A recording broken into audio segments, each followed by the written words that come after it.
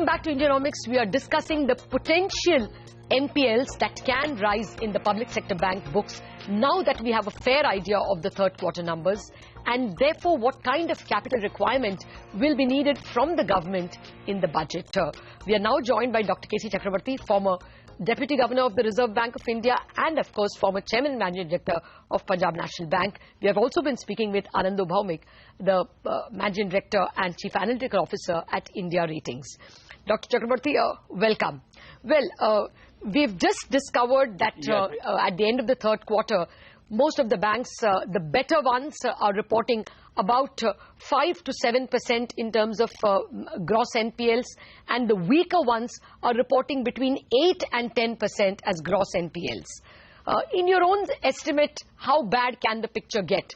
By the end of the fourth quarter, do you think we will get an average for the public sector banks of about 10% GNPAs?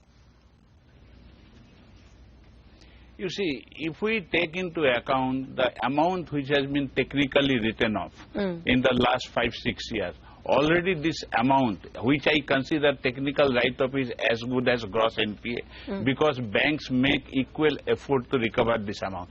Already gross NPAs of many banks is already more than 10%. Then I don't know what will happen to the restructure, but safely we can say that stress assets of the banking system will be around 20%.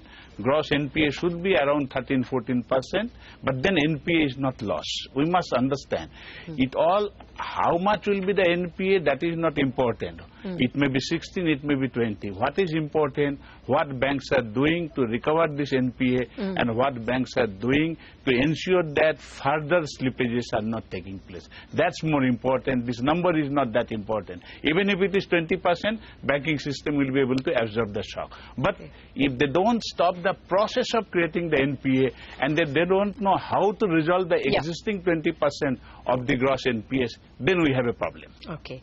Well, at the moment, the government has said that it will give about 25,000 crores in terms of capital in FY17. Do you think it would be wiser for the government to probably double that amount, simply because that will mean more confidence for the banks to raise equity from the capital markets or from the bond markets? What do you think should be the best strategy from the shareholder, that is the government? See, look, 25,000 crore is peanut. We must understand, bank requires capital not only for the provision which they are making for the NPA. Banks require capital to expand the new credit. And banks have also to meet the Basel III norms.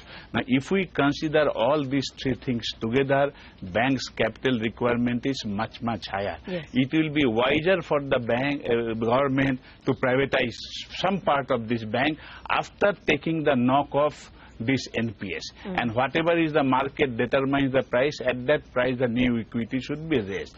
But before that, you have to make thorough reform of the administrative structure of the public sector bank, their recruitment pattern, their management pattern, and also bring some sense of accountability. By giving ad hoc 25,000 crore rupees, it is not going to solve the problem. Okay. Well, what you say is definitely the ideal picture, Dr. Chakrabarti, but that would require legislative reforms, legislative changes, especially if the equity stake has to be brought down. Given the realities of the day in terms of the way Parliament is, what do you think is the best course that the government can adopt for FY17, both in terms of capital and in terms of, reform measures? Up to 51% entire equity government can give, but then it will affect the quality of growth of the banks. And please understand, if we have to get out of this situation, banks have to do new business. Now, if we are saying that because of the legislative problems, okay, then banks have to go and raise the equity in the market, remaining 50%. I see for the last 5 years, when the government is contributing to the equity capital, there is no private raising of the capital. Now, we have to understand that, yes, and from where government is giving the money? Government has a fiscal deficit. I don't know, by borrowing the money from the public and giving the money to the public sector banks, I don't think this is a wise step. If government has the fiscal surplus, I have no problem giving the capital. But they are borrowing, and by borrowing to invest in the equity, I think that is the worst type of financial brinkmanship. Dr. Chakraborty, that's absolutely correct. But the problem still is that there is a legislative deadlock when it comes to being able to rewrite laws or amend laws. Given that reality that the Banking Regulation Act cannot be amended in a jiffy, what may be the best course available? Do you think that the government should provide some kind of a bond-related money to the public sector banks and then perhaps open doors for equity? Look, whatever I say, what I am saying, banks have to raise fresh equity capital. Absolutely, there is nothing. Bond, yes, it can salvage to some extent. But what we are saying, equity, if does not get the banks growth will suffer. Then you have to be ready. Then you have to give the new banks the licenses so that this business will be shipped to non-public sector banks. Okay. That's not the issue. Look, we should be very clear. If the public sector banks are going to continue, public sector banking will be not there. Okay. Let us be very clear what is the present situation. You cannot willy-nilly and say that legislative problem, this problem, that problem. Okay. I don't think if there is a problem of legislation, then we must amend the legislation. We cannot say it is an urgency situation. Absolutely. If it does not happen, then public sector banks growth will suffer. Yeah, I agree with you that the public nature of the public sector banks will start disappearing, but the problem is when you have 8 to 9% declared NPLs and about 12 to 13% feared NPLs, privatizing at this juncture can also be extremely harmful. We just have to nurse them to health before we privatize them.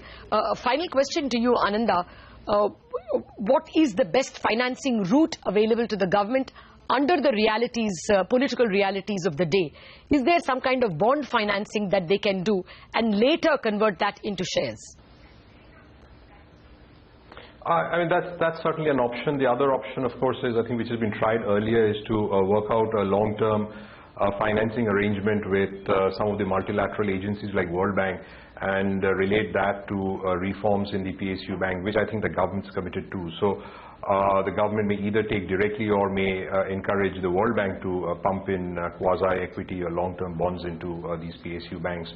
Yeah, I mean, but in a sense, yeah, it would probably need to probably call for some sort of fiscal expansion because the current amount that's been allocated for the Indradhanush may not be adequate to serve the purpose of, as Dr. Chakraborty said, both providing and for growth capital. So it's probably good to already start articulating a long-term plan, upfront some of the money, as you said, and then promise more if required in 18 and 19.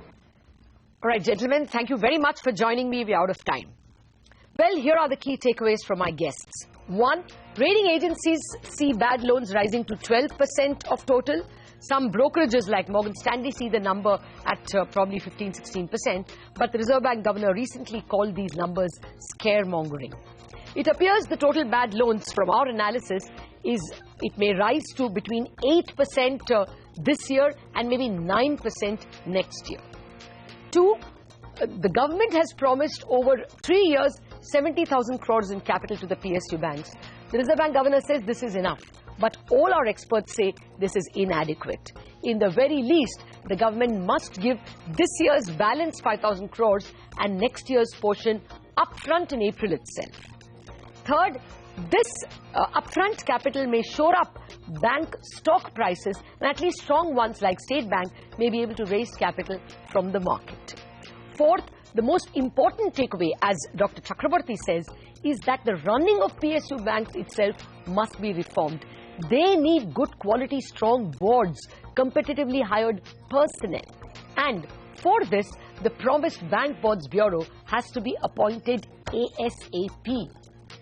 Another takeaway, after the banks are strengthened, the government shareholding should be lowered to below 51%, for which the Banking Regulation Act has to be amended, and this has to happen in the next few months. We don't have time to waste or money to waste. Finally, the goal should be to run PSU banks competitively and not like socialist entities to serve the government's goals. Otherwise, the PSU banking system itself will become the nation's NPA. We don't want that. Well, that's it on this edition of Indianomics. Thanks for watching.